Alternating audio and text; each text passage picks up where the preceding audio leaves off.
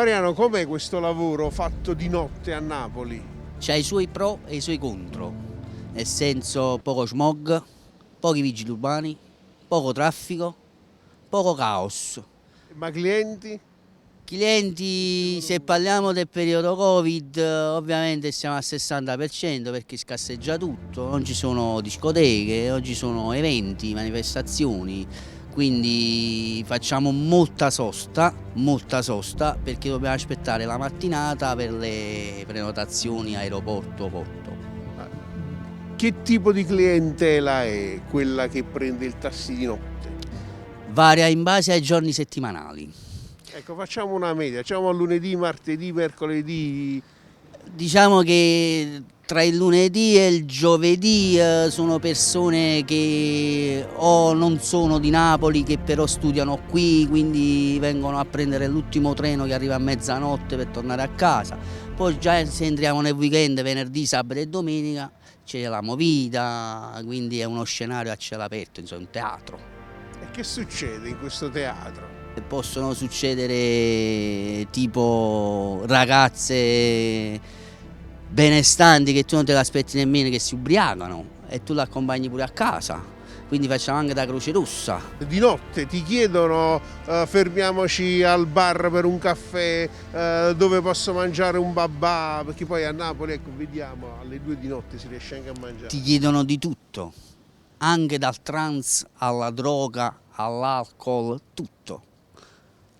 Prima forse fino a 4-5 anni di notte veramente era una cosa quasi normale, che veniva una persona di queste e ti chiedeva dove posso trovare un trans. Ma noi dovremmo fare una trasmissione Napoli di notte insieme a voi tassisti, perché secondo me voi riuscite a dare qualcosa in più. Ma sicuramente, perché comunque siamo il biglietto da visita della città. All'aeroporto quando arrivano il primo che viene chi è? Siamo noi.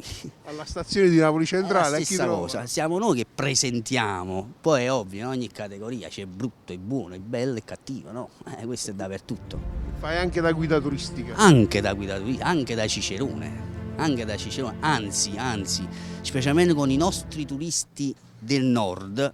Io che sono napoletano doc, abito qua a Porta Capuana, a pochi metri dalla stazione, faccio molta fatica per farli ragionare su delle cose che purtroppo siamo marchiati da anni, tipo la camorra, la malavita, lo scippolo. Ci sono ancora molti turisti del nord che hanno questo tipo di mentalità e io fortunatamente gli spiego, gli chiacchiero un po', gli faccio capire che anche faccio un esempio sui quartieri spagnoli, che si chiacchierava tanto, no? Di questi famosi quartieri spagnoli. Adesso non c'è più pericolo, perché proprio le persone dei quartieri spagnoli che pullula di brand and breakfast hanno capito che c'è il business e quindi il turista adesso se lo tengono per sé, se lo coccolano. Quindi la città è cambiata, fortunatamente è cambiata anche in bene. Ma un giro turistico, sì.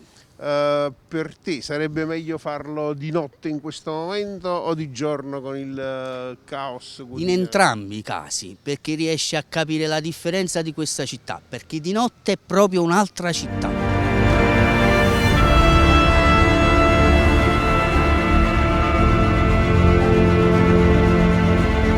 Ciro, questa notte napoletana, come la vivi tu? Beh, io la maggior parte la vivo lavorando, però da 1 anno e mezzo a questa parte è cambiata un po' la notte perché con questo Covid, con queste restrizioni che abbiamo, questa è una zona dove qua è ad alto rischio di incidenti, come lei sa. Qua noi in una settimana minimo vediamo 5-6 incidenti. Perché secondo te accadono questi incidenti? La gente è distratta, la gente pensa altro, è una strada pericolosa? No, io penso solo che alcuni giovani dovrebbe esserci il divieto di guidare macchine ad alta velocità a 20-22 anni dopo che si sono fatti 14-15 drink e vogliono fare dei fighetti, vogliono fare fighetti. È anche una zona turistica? Sì, ci sono molti turisti fortunatamente, però sto dicendo, io lavoro qua da 3 anni e quindi sono 2 anni a questa parte che vediamo molto meno turisti. Accade qualcosa di strano, qualcosa di particolare? Sì, ieri è accaduto che un cane è abbandonato, credo, o si è perso un cane, è caduto in acqua, il mio collega Salvatore si è buttato in acqua a salvare il cane, adesso abbiamo nel deposito, Abbiamo fatto tipo una mascotte, cioè la nostra maglia di Ciringhito con il nostro logo. Questo succede a Napoli, a Margellino.